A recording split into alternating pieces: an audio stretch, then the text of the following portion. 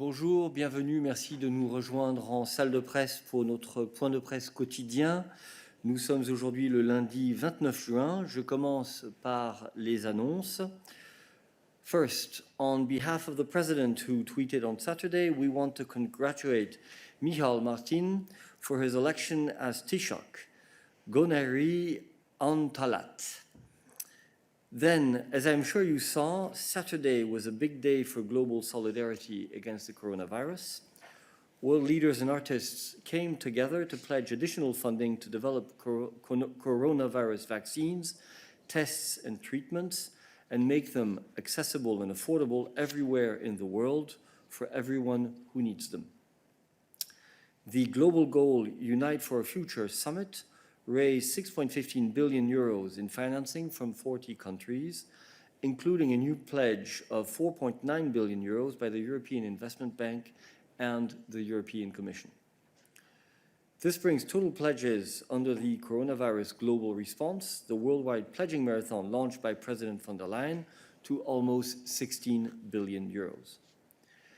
After this successful summit, I hope you were able to enjoy the concert where artists and personalities such as Coldplay, Usher, Miley Cyrus, and Chris Rock expressed their commitment to a coronavirus-free future for all. You will find more information in our daily news. I now call Balázs for an announcement on the civil protection mechanism for Ukraine.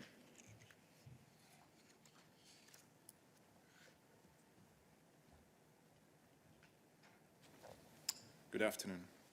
In the context of devastating floods in the southwest of Ukraine, the EU continues to mobilize emergency assistance through the EU Civil Protection Mechanism. Today, an airplane of the Italian government will deliver pumping equipment, personal safety material, chainsaws, power stations and tents to the affected population in Ukraine. This comes on top of an offer by Sweden over the weekend to send flood barriers, hoses and technical experts. Now, in addition to this, the European Commission is also providing mapping services of the affected areas through the EU Copernicus satellite system. Merci Balázs. Maintenant, j'appelle Peter pour une annonce sur la conférence sur le futur de la Syrie. Peter. Tout le monde. Oui, les représentants de plus de 60 pays et de 12 organisations internationales se réuniront virtuellement demain pour la partie ministérielle de la 4e conférence de Bruxelles en soutien au futur de la Syrie et de la région. Ces conférences co-organisées par l'Union européenne et les Nations unies pour la 4e fois, c'est le principal événement international de l'année consacré à la Syrie et aux Syriens. L'objectif est de montrer que nous n'oublions pas ces conflits, nous n'oublions pas la souffrance des peuples syriens, nous n'oublions pas la générosité des pays voisins qui accueillent un grand nombre de réfugiés syriens. Nous voulons mobiliser le soutien international pour le processus politique mené par les Nations unies pour régler les conflits syriens. Nous voulons également rappeler que les besoins humanitaires en Syrie et dans les environs restent énormes. La conférence de Bruxelles abordera toutes les dimensions de la crise, la dimension politique, la dimension humanitaire, financière et de développement régional. Les défis additionnels posés par la pandémie du coronavirus seront également examinés et discutés. La conférence offre aussi une plateforme aux organisations de la société civile et aux ONG syriennes, régionales et internationales pour dialoguer avec des représentants de l'Union européenne, des Nations unies, des pays voisins de la Syrie et de nombreux pays dans le monde. Les différentes sessions de ces conférences demain seront présidées du côté européen par le haut représentant Josep Borrell. Le commissaire Oliver Varhelyi présidera la séance de l'après-midi et le total des promesses de dons sera annoncé à la fin de la conférence par le commissaire Janez Lenarčič. Merci beaucoup Peter et bonjour à ta porte-parole assistante. Je termine avec un point d'agenda. Tout d'abord, n'oubliez pas qu'aura lieu demain la vidéoconférence des dirigeants de l'UE et de la République de Corée. La présidente von der Leyen et le président du Conseil Charles Michel y prendront part, ainsi que le représentant vice-président Joseph Borrell, et s'entretiendront avec le président de la République de Corée, Moon Jae-in. Une conférence de presse avec la présidente von der Leyen et le président Michel aura lieu à 10 heures. Enfin, les commissaires Janusz Wojciechowski et Virginijus Sinkevicius se réunissent aujourd'hui par vidéoconférence avec les ministres européens en charge de l'agriculture et de la pêche. En ce qui concerne l'agriculture, cette dernière réunion sous présidence croate sera l'occasion de faire le point sur l'état d'avancement des discussions sur la réforme de la politique agricole commune et le rôle que l'agriculture doit jouer dans le pacte vert européen. Sur la pêche, le commissaire Sinkevicius présentera aux États membres la récente communication de la Commission intitulée « Vers une pêche plus durable dans l'Union européenne, état des lieux et orientation pour 2021 », qui sera ensuite ouverte au débat par les ministres. Le commissaire Sinkevicius informera également les ministres sur les prises accessoires de dauphins, de marsouins et d'autres espèces protégées suite à la table ronde de vendredi dernier avec les acteurs concernés. La vidéoconférence sera diffusée en direct sur le site du Conseil et sera suivie d'une conférence de presse avec la participation des deux commissaires vers 18 heures. Voilà, ceci clôt nos annonces. Nous sommes prêts pour vos questions et nous allons commencer avec Joe Barnes. Joe, you have the floor. Hi, Eric. Can you hear me? Because I can't actually see you at the moment. Yes, we can hear you. Hi, Joe. Hello? Go ahead. Hello, can you hear me? We can hear you. Okay, we have an issue. Joe could not hear us, so... Oh, text him. No, can you hear me? Yes, we can. Can you hear us? Okay, so we will block that and we move to Athanasios. Thanks very much. Bonjour. Question for Foreign Affairs. It seems that the Foreign Affairs Minister of Turkey rejected the alleged proposal by the High Representative Borrell for a meeting with the Foreign Affairs Minister of Cyprus. So I was wondering, he did that in a written statement that was circulated. I was wondering, was there such a proposal by the High Representative during his recent trip in Cyprus? And since there is a rejection, what are you planning to be your next steps on that? Thanks. Thank you. That would be a question for Peter. Yes, hi, thank you for the question. I would basically refer to what High Representative said while visiting Cyprus.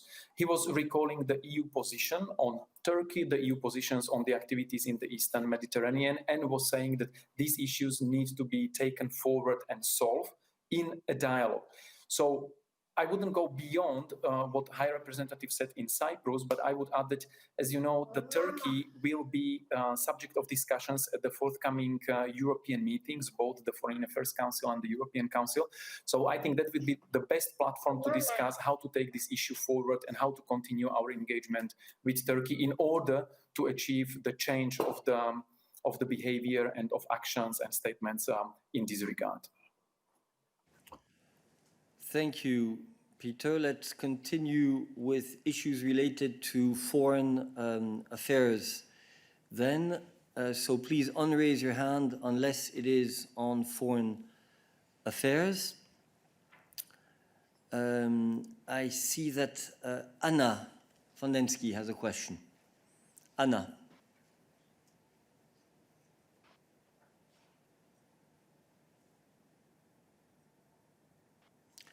Anna, you have the floor. Go ahead.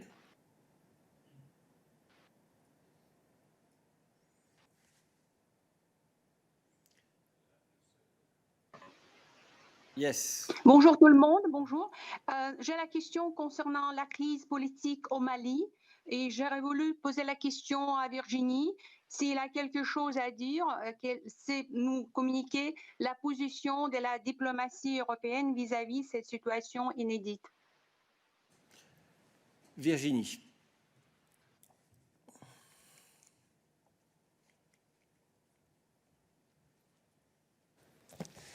Bonjour Anna et merci pour ta question. Je n'ai pas grand-chose à rajouter par rapport à la déclaration du haut représentant vice-président Joseph Borrell du 22 juin dernier. Je peux t'en rappeler brièvement les principaux éléments. Effectivement, la crise politique qui secoue le Mali depuis plusieurs semaines est porteuse de risques pour la stabilité pour le pays et pour la région. Nous, l'Union européenne, nous soutenons pleinement la mission de bons offices de la Communauté économique des États de l'Afrique de l'Ouest, CEDEAO, qui a dépêché donc une mission de haut niveau sur place et a formulé un certain nombre de propositions de sortie de crise dans un communiqué de presse publié le 19 juin. Nous nous joignons aux Nations Unies et à l'Union africaine pour appeler tous les acteurs au dialogue et à la retenue. Merci Virginie. Alors, d'autres questions? Affaires extérieures. Anna, do you have a follow-up? Tu as... Non? C'est pas exactement le follow-up, mais quand même, c'est la question concernant l'Afrique, parce que la situation à Malawi a changé. Il y a le nouveau président et peut-être Virginie peut ajouter aussi quelques mots, oui, de la position européenne vis-à-vis le changement des pouvoirs au Mali. Malawi, excusez-moi, Malawi. Ok, donc pour ce qui concerne le Malawi, nous avons évidemment pris note du changement et nous allons nous exprimer sur la question très vraisemblablement cet après-midi. Donc je t'invite à être un petit peu patiente, mais nous préparons une formulation de notre réaction par rapport au changement de pouvoir au Malawi qui devrait venir dans les heures qui viennent. Merci. Alors, je vois que Mosé a une question. Yes, thank you, Eric.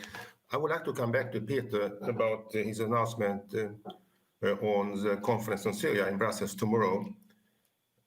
And I understand from what Peter said that it will deal with all issues or dimensions in Syria, both humanitarian crisis, pledging more funding to support all the displaced persons and refugees.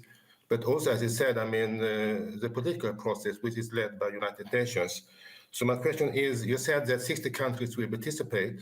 I wonder if that includes also Russia and Iran, which, as we know, are heavily involved in Syria and supporting the regime there.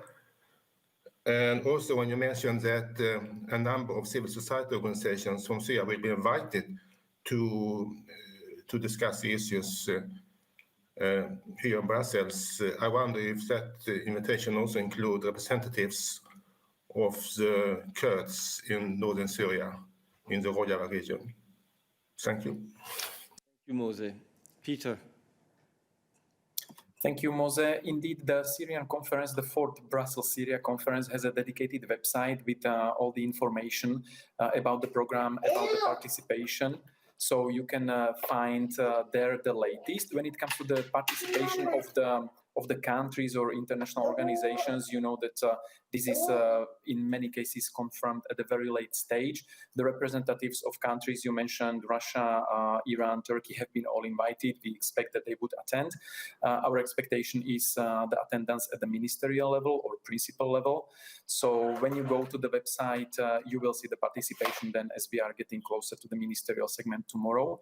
As for the civil society participants, the online consultations with the civil society are going on actually since last week, because we launched the conference with all the side events last Monday. So since then, the conversations and discussions and consultations with civil society representatives from Syria, from outside Syria, neighboring countries, international scene have been ongoing. Again, the list of participants should be on the website. But our idea and our aim is to include everyone who has a say and everyone, of course, who is not affiliated in one way or another directly to the opposition or Syrian regime, because these two entities have not been invited.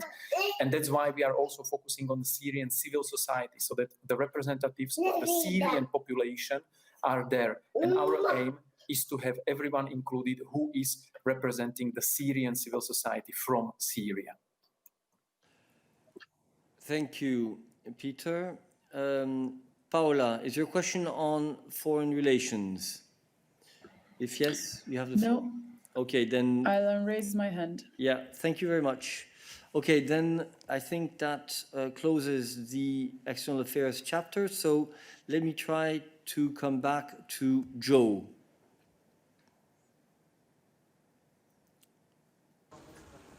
Hi, can you hear and see me now? Absolutely, walking through Brussels. Lovely, thank you, Eric, and I apologise for my shoddy technology. So I just wanted to ask about the Brexit negotiations that have just kind of happened and taken place. What happens if we end this week without any progress? And then could you ask, what is the repercussions of David Frost taking a new job as National Security Advisor? Are you concerned that him doing two jobs is actually going to detract from the negotiations at all? Thank you. Thanks, Joe. I will leave the floor to Dan on these questions. Yes, thank you very much, Eric, and thanks, Joe, for your question. Good to see you enjoying the sunshine. Indeed, all I can say from our side is, you know, that negotiations are taking place this week. You will have seen the agenda that we have published online regarding this week's restricted session. The negotiations themselves started about an hour ago. Our overall message this week, but also for the coming weeks and coming months, is to intensify our negotiations in order to make progress, in order to get a deal. And it's in that context that I would refer you back to what President von der Leyen and Michel Barnier have said over the last 10 days. I have no particular comment to make on the changes that were announced by the UK regarding the British civil service. You would have seen David Frost himself entering the Berlaymont about an hour ago, so I wouldn't have anything else to add at that stage. Our goal is to make progress and to reach a deal. Thank you. Are there any other questions related to Brexit? James, I suppose it is. Can you hear me? Yes, you can hear me. Absolutely, James. Go ahead. Okay, yes, quick follow-up. Are there going to be a weekly, Mr. Barnier's weekly press conference at the end of this round of negotiations, please, Dan? And has it sort of surprised you about this second job, given but I think we all remember Mr. Barnier was linked to the presidency of the European Commission, a job almost anyone would want, but he decided to stay entirely focused on being the EU's chief negotiator. Thanks. I'll let Dan answer those questions. James, we will have to get back to you on the idea of a press conference or not. We will inform you over the course of the week on that and update you, of course, when there's something to update you on. On your second question, I'm not going to budge beyond what I had initially said. From our side, at least, we are fully concentrated on the negotiations. For anything else related to changes in the British civil service, you need to ask the UK. Thank you. I think that closes the Brexit chapter, so I will move to Thomas. Oui, merci. C'est sur la liste des pays tiers avec lesquels on va ouvrir les frontières. La création de la liste s'avère compliquée. Est-ce que vous avez des commentaires à faire? Est-ce que vous êtes confiant qu'on aura cette liste bientôt? Merci. Merci. Adalbert. Bonjour Thomas et bonjour tout le monde. Thomas, comme tu le sais, les discussions sont en cours entre les États membres au Conseil. De notre côté, nous soutenons les États membres dans ce processus et nous attendons avec impatience le résultat de ces discussions. À ce stade. Je crois, nous ne t'entendons pas. Ne l'avoir pas coupé. Tu m'entends maintenant? Maintenant, on t'entend, oui. Oui, pardon. Je voulais juste savoir si tu peux confirmer, il sera possible pour les pays de bloquer des pays sur la liste blanche, mais pas d'y ajouter. Donc, on peut être plus restrictif, mais pas moins. Merci. Thomas, nous attendons encore le résultat des discussions au Conseil, donc je préférerais ne pas spéculer sur le résultat de ces discussions jusqu'à ce qu'elles soient conclues.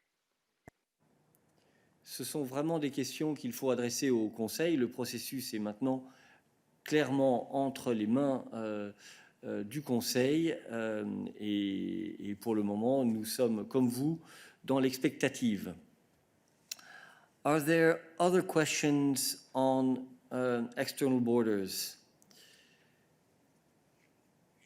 Tommaso, question on external borders? Yes, thank you for the floor. It's just a follow-up to the question of my colleague, Thomas Migliarina.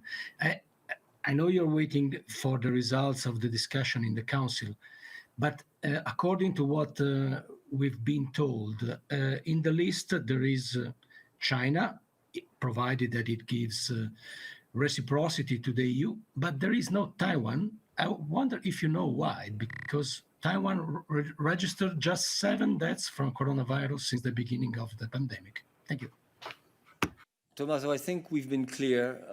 We are not going to speculate on what is going to be the final decision by the Council. We, of course, understand the huge interest that this issue raises.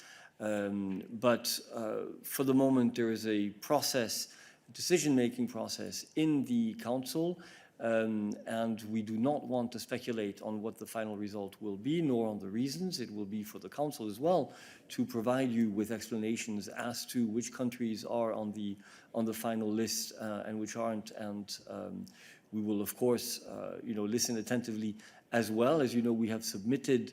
We have cooperated with the Council in terms of defining criteria for them to help them take this decision.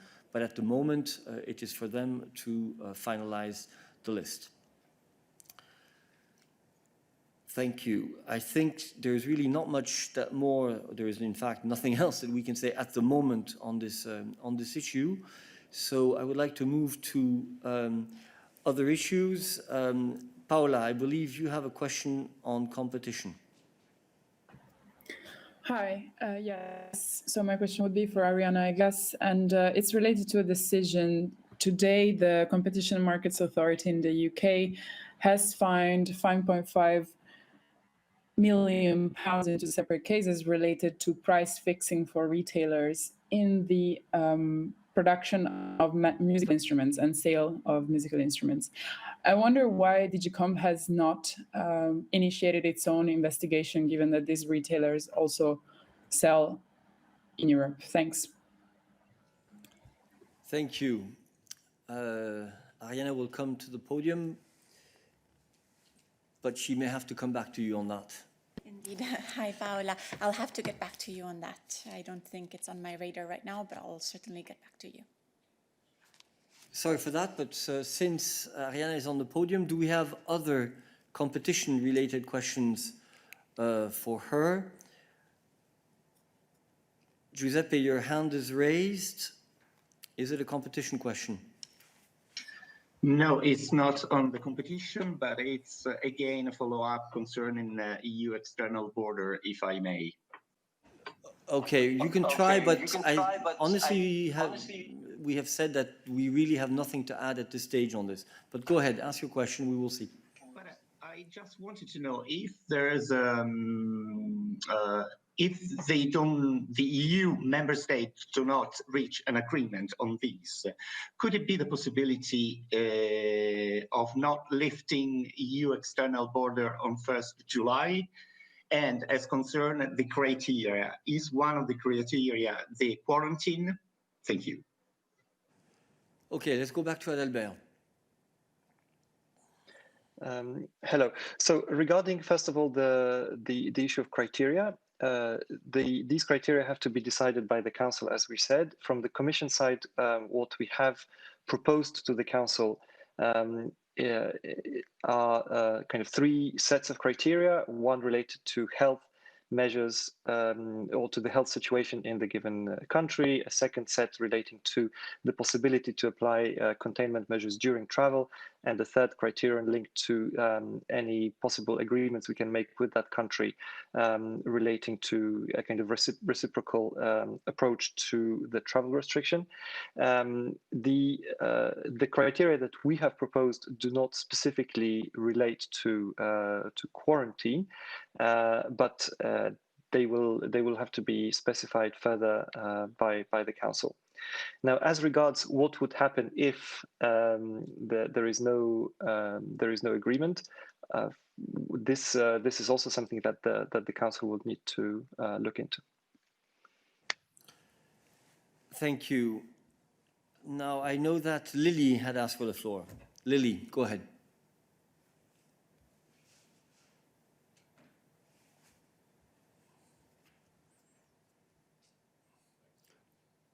It seems that your mic source is not properly selected.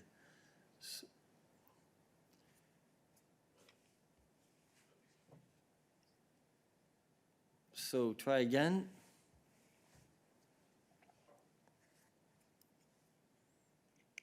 Press speak. Yes, now it's working. Can you hear me now? Okay, great. I have a question about the Council Legal Service opinion that was issued last week about the Commission's recovery instrument proposal. In that opinion, the Council Legal Service wrote that recovery funding can only be used very narrowly to address the impact of the COVID crisis. And according to the legal service, this means that some of what the Commission proposed to use recovery money, for example, for the Just Transition Fund or Horizon, is rather problematic. I was wondering if you have a response to that. Thank you. Thank you. That would be a question for Balázs.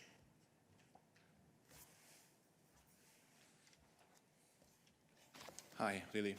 Well, very briefly, I can tell you that obviously, in general, we welcome the fact that the Council Legal Service is of the view that the architecture of the recovery plan is consistent with the treaties. And as for the specific comments that they have formulated, the Commission at this stage is just taking note of these views, and we are looking into it. Thank you, Balázs. I do not see any other questions for us today. Catherine. Hold on. Hello. Yes? Okay, is that working? Yeah. Okay. Eric, first of all, congratulations on speaking Irish. I really appreciate that. My question is,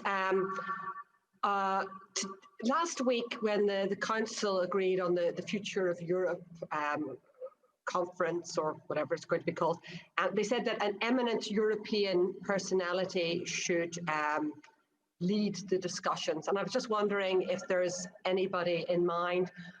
Will you be drawing up a list, and will that list be the usual suspects of former prime ministers, former ministers, former commissioners, or are you thinking a bit more diversely than that? Thank you. Susanne, we will see if we have any comments. As to my impeccable Irish, you can thank Dan for that. Hello. Thank you very much for the question. At the moment, we cannot really say something about it. It is part of the negotiations on between the different institutions on a declaration for the joint declaration for the conference, and this will be also discussed in this context. And to my knowledge, there is no list at the moment. So watch this space on that, Catherine. We're not going to be making comments on, people who might be on a list later on at the stage. We'll have to wait and see how things develop. Okay.